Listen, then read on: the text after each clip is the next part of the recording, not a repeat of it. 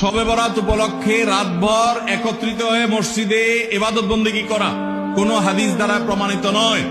এবং দিনের বেলা যে রোজা, এই রোজা শবে বরাত উপলক্ষে না, এটা হলো শাবান উপলক্ষে রোজা। এই রোজা হলো আইয়াম বীজ উপলক্ষে রোজা। নবী করিম সাল্লাল্লাহু আলাইহি ওয়াসাল্লাম শাবান মাসে এমনি বেশি বেশি নফল রোজা রাখতেন, সেই হিসাবে আপনিও রাখবেন।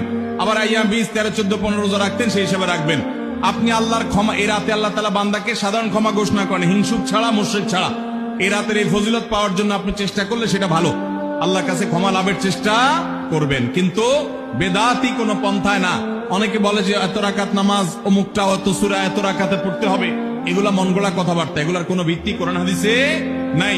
আবার অনেকে মনে করে হালুয়া রুটি খাইতে হবে, আতশবাজি করতে হবে, আলোকসজ্জা করতে হবে।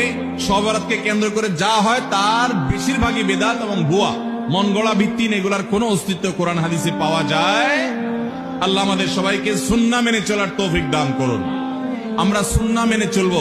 শাবান মাসের সবচেয়ে বড় আমল হলো নফল রোজা রাখা। বেশি বেশি রাখবো তো ইনশাআল্লাহ।